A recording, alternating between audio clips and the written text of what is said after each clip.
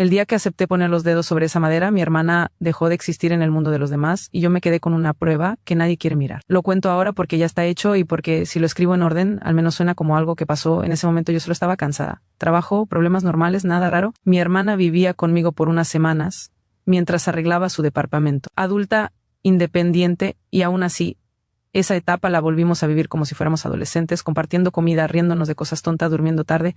A Laura la conocí por un tema de trabajo. Me ayudó con un problema pequeño y lo resolvió rápido. Tenía esa forma de hablar tranquila, como si todo tuviera una explicación sencilla. Un día, en una conversación larga, me dijo que ella hacía sesiones para bajar ansiedad. No terapia, según ella. Algo más práctico. Respiración, ejercicios y, si una quería, un cierre simbólico con una tabla y un puntero. Dijo que no era nada oscuro. Dijo que era como una herramienta para que la mente soltara cosas. Yo no creo en esas cosas, o eso decía. Pero también me doy cuenta de que mi negación era más orgullo que convicción. Acepté porque quería sentir control, aunque fuera por una hora. La sesión fue en el departamento de Laura.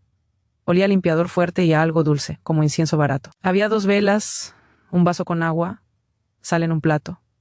No era un altar de película, era una mesa de comedor con cosas acomodadas. Mi hermana insistió en acompañarme. Ella era más curiosa. Yo le dije que era una tontería, pero la dejé venir. Laura nos pidió que apagáramos los teléfonos o los pusiéramos en modo avión. Yo lo hice. Mi hermana lo dejó cerca, boca abajo, como para grabar audio. Laura no se molestó, solo sonrió y dijo que grabar era bueno, que así una se convencía de que no estaba imaginando. Sacó la tabla de una bolsa de tela. Era madera clara, con letras y números pintados a mano. No parecía vieja, parecía recién hecha. El puntero era una pieza simple, con un vidrio en medio. Nos sentamos las 3. Ella explicó reglas, como si fuera un juego de mesa. No soltar el puntero, no preguntar por cosas pesadas. Cerrar bien al final, no burlarse. Mi hermana preguntó por qué el cierre era tan importante. Laura dijo que si uno abre una conversación, lo mínimo es despedirse. Lo dijo como quien habla de educación básica. Pusimos los dedos. Laura empezó con preguntas suaves. Si había alguien. Si quería hablar. Si podía dar una señal. Yo estaba esperando que ella empujara la pieza, algo así. Miraba sus uñas, sus manos, buscando tensión. Pero el puntero se movió igual, lento, como si la mesa tuviera inclinación. Marcó sí. Yo me reí sin querer. Fue un impulso, no burla. Laura me miró serio y me pidió que me controlara. Mi hermana se puso nerviosa, como si ya no fuera un juego. Preguntamos cosas de nosotros, nada grande. Nuestras edades, iniciales, el color favorito. Respondía. Podría ser manipulación, pensé, hasta que mi hermana, sin avisar, preguntó algo específico. ¿Qué había en la caja de zapatos que yo escondí arriba del closet? Yo sentí un calor subirme por el cuello. Nadie sabía de esa caja, ni mi hermana. Era una caja vieja con cartas de una relación que terminé mal, algo que me daba vergüenza. El puntero se fue directo, sin vueltas. Hacía una palabra que no era una letra suelta. Formó el apodo que solo esa persona usaba conmigo. Ese apodo no lo dije nunca en voz alta frente a nadie. Me quedé con los dedos pegados y la cabeza quieta. Mi hermana dijo en voz baja que eso era imposible. Laura solo dijo que no forzáramos, que si ya había salido era porque tenía que salir. Yo quise parar ahí, pero mi hermana pidió otra señal. Y entonces el vaso con agua, que estaba al centro, vibró como si alguien le diera golpecitos desde abajo. No saltó, no se cayó. Solo vibró de una forma rara, puntual, como si tuviera un motorcito. Las velas no se movieron. La mesa sí, apenas, pero lo suficiente para que yo lo sintiera en los dedos. Yo iba a levantar las manos y Laura me apretó la muñeca. No fuerte como para lastimar, fuerte como para impedir una decisión. Me dijo que si soltaba, lo dejaba abierto, y que lo abierto en su experiencia se quedaba pegado. Eso fue el primer error, claro. Confiar en ella cuando mi cuerpo ya me estaba diciendo que no. Mi hermana hizo otra pregunta, algo sobre nuestra mamá. Una cosa que no voy a repetir porque todavía me duele decirla aunque sea en texto. El puntero respondió con una frase completa, letra por letra, demasiado lenta para ser un truco improvisado, y demasiado exacta para ser coincidencia. Una frase que mi mamá decía cuando nos regañaba de niñas, con una palabra mal pronunciada que solo ella decía así.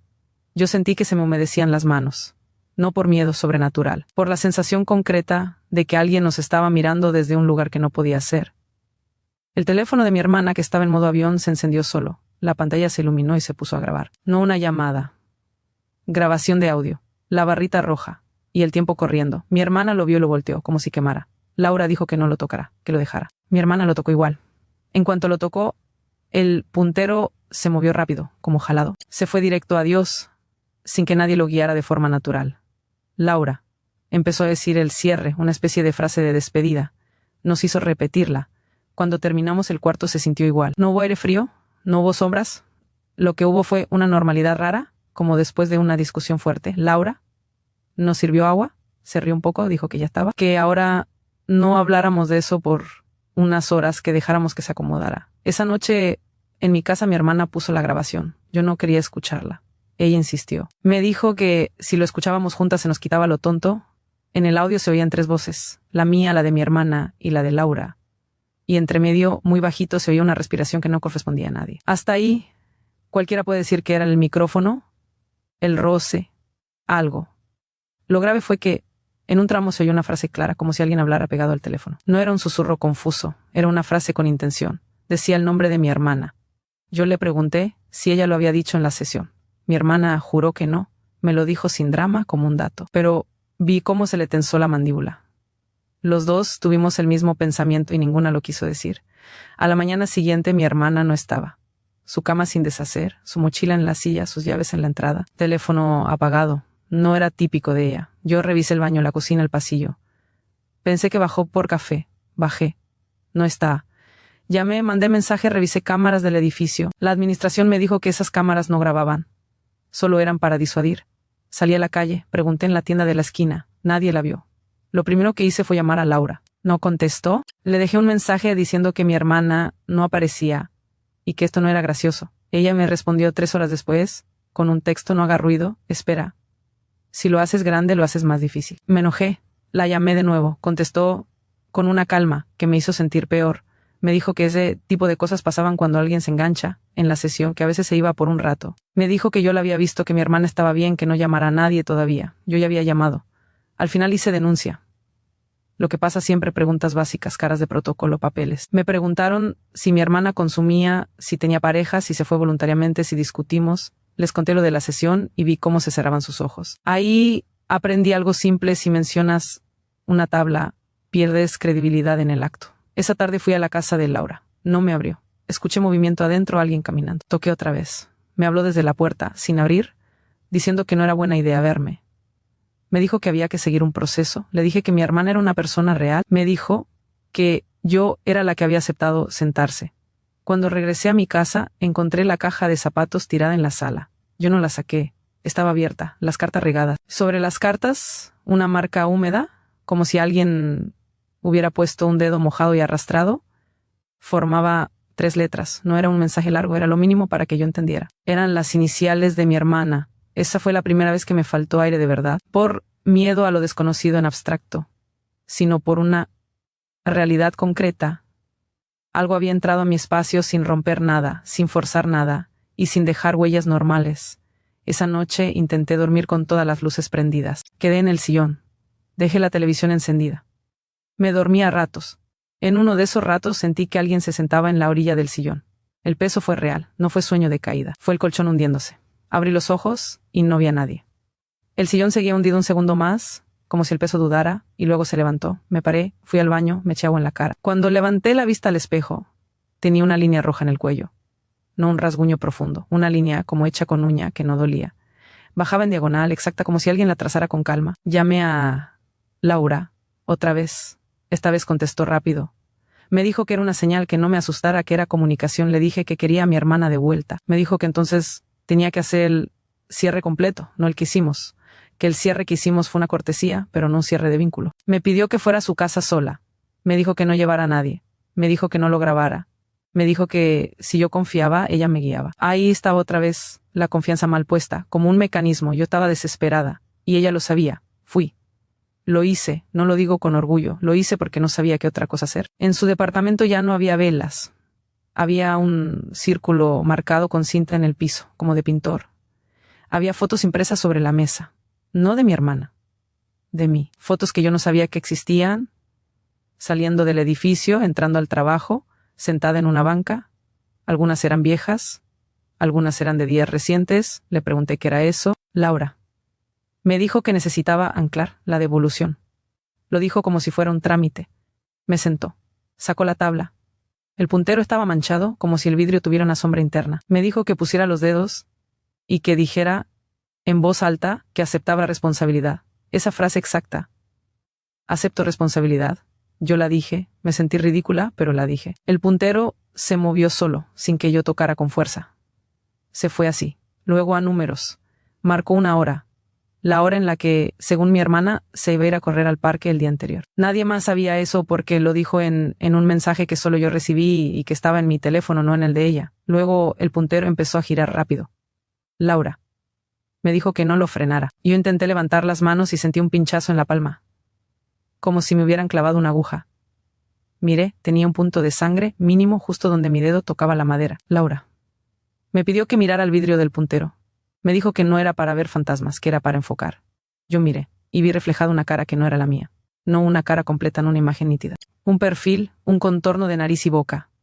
Lo suficiente para que mi cerebro lo reconociera como mi hermana. No grité. Me quedé quieta, mi cuerpo se bloqueó. Laura dijo su nombre en voz baja como llamándola. Yo sentí el mismo peso del sillón, pero en mis hombros, como si alguien se recargara desde atrás. Olía shampoo, el shampoo que mi hermana usaba. No pude moverme. Sentí que iba a vomitar. Y entonces en el departamento de Laura, escuché la voz de mi hermana, no desde mi cabeza, desde el pasillo, del lado de afuera de la puerta. Golpeó una vez, suave, y dijo mi nombre como cuando llegaba a casa. Me levanté de golpe y fui hacia la puerta. Laura. Me agarró del brazo y me dijo que no abriera. Me dijo que sí abría. Era yo la que se iba. Me lo dijo con una seguridad práctica, como si estuviera explicando una regla de seguridad de cocina. Yo forcejeé. Ella me apretó más fuerte. Me dijo que si yo la traía, tenía que aceptar que venía incompleta, que venía por partes, que la primera parte era la voz, para engancharme. Me dijo que lo que estaba afuera no era un cuerpo, era un reflejo. Me dijo que si yo lo abrazaba me quedaba sin aire adentro, pero por decisión mía. Yo escuché otra vez a mi hermana decir mi nombre. La voz se quebró al final, como cuando lloraba, y ahí fue donde mi lógica se cayó. Puse la mano en la chapa. En ese segundo, el punto de sangre en mi palma ardió, como picadura, como quemadura. Miré mi mano y vi una marca nueva, una especie de letra inflamada, como una roncha, formando una curva. No era una herida abierta, era piel reaccionando. Solté la chapa. No abrí. No por valentía. Por miedo a perder lo poco que todavía tenía. Laura me arrastró de vuelta a la mesa. Me dijo que yo ya había hecho el vínculo y que ahora solo podía mantenerlo bajo control. Me dijo que si yo me iba sin cerrar, la voz me iba a seguir a mi casa. Me dijo que si yo cerraba, la voz se quedaba ahí y con tiempo podría rearmarse. Yo no sabía si creerle. Pero ya estaba dentro. Ya había escuchado a mi hermana detrás de una puerta que no daba a ningún lugar lógico. Ya había visto su perfil en un vidrio. Tenía una marca en la mano. Hice lo que Laura dijo. Dije palabras que no entendía. Repetí frases. Sentí el puntero moverse como si alguien del otro lado empujara con rabia. La puerta volvió a sonar, esta vez más fuerte. La voz dijo mi nombre otra vez, pero ya no sonaba igual. Sonaba como si alguien imitara. Al final Laura dijo que estaba. Me soltó. Me dejó ir. Me fui sin mirar atrás. En la calle, respiré como si hubiera estado bajo el agua. Revisé mi teléfono, tenía una llamada perdida de mi hermana, sin número, sin registro normal. Solo aparecía como llamada entrante sin identificación. No pude devolverla. Esa noche, en mi casa, mi puerta amaneció con mi nombre escrito por dentro, a la altura de mis ojos, con algo que parecía grasa o saliva seca. No tenía forma de haber sido escrito desde afuera. No había marcas de entrada, no había ventana abierta. Era como si alguien hubiera estado en el pasillo y hubiera escrito desde el lado equivocado. Al tercer día, la policía me llamó para decirme que alguien había usado la tarjeta de mi hermana en una tienda lejos. Fui, pedí ver cámaras. La persona que pagó estaba encapuchada, pero caminaba como mi hermana. Por dramatizarlo. Por un detalle tonto, mi hermana tenía un pie ligeramente hacia adentro. Esa persona caminaba igual. Fui otra vez con Laura. Esta vez sí abrió, me vio la mano y me dijo que ya estaba marcada. Me dijo que yo era el ancla, que por eso mi hermana no se perdía del todo. Me dijo que no podía devolvérmela completa, porque yo no había obedecido el primer cierre, porque yo me reí, porque mi hermana preguntó de más. Me dijo que si yo quería más tenía que aceptar intercambios. Ahí entendí el punto de no retorno. No era solo mi hermana desaparecida, era la manera en la que Laura hablaba de ella como si fuera un objeto en negociación. Era la forma en la que mi cuerpo ya respondía a señales que no deberían existir. Era la certeza de que si seguía, iba a terminar haciendo algo que no iba a poder explicar ni perdonar. Me fui y corté todo contacto. Cambié cerraduras, tapé el buzón, apagué el timbre, dejé mi trabajo. Me mudé a un lugar pequeño, temporal, sin decirle a casi nadie, y aún así la voz apareció. No siempre. No todos los días. A veces solo una vez por semana, a veces 2 noches seguidas. Metía en audios de mensajes que yo mandaba y llegaban con un segundo extra al final. Un segundo donde se oía una respiración y una palabra, como si alguien hubiera tomado mi mensaje y lo hubiera completado. Una vez la palabra fue hermana. Otra vez fue abre. La marca en mi mano cambió con el tiempo. No desapareció. Se volvió una cicatriz rara, como un trazo que no corresponde a ninguna herida que yo recuerde. Si la presiono, me duele un poco, como si debajo hubiera un alambre. Lo más grave es que, desde entonces, mi memoria se volvió menos confiable. No sé si por estrés o por sugestión. He encontrado cosas en mi casa, que no recuerdo haber movido. He despertado con tierra en las uñas. He visto barro seco en el piso, como pisadas que entran y se quedan a la mitad. Y siempre, cuando intento actuar como una persona normal y pensar que todo tiene explicación, vuelve algo específico o personal imposible de compartir sin que suene inventado.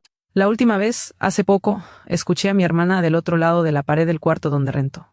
No golpeó, no gritó. Solo dijo mi nombre una vez, con la voz exacta que tenía cuando quería que le abriera el baño porque se le había olvidado la toalla. Instintivamente me paré. Me acerqué a la pared. Puse la oreja. No se oyó nada más. Me quedé ahí un minuto entero esperando que se repitiera. No se repitió. Volví a la cama, me senté y abrí una libreta donde estoy anotando todo lo que puedo con fechas y horas, aunque me dé pena hacerlo. Ese fue mi gesto de resignación. No porque me rinda, sino porque ya entendí que no voy a ganar esto como se gana un problema normal. Esa noche terminé de escribirlo así, con la puerta cerrada y la mano marcada sobre el papel. Si esta historia te dejó pensando, puedes compartir tu punto de vista en los comentarios. Suscribirte y activar la campanita es una buena forma de no perderte lo que viene. Y en la descripción puedes encontrar otros canales de nuestra familia con temáticas distintas.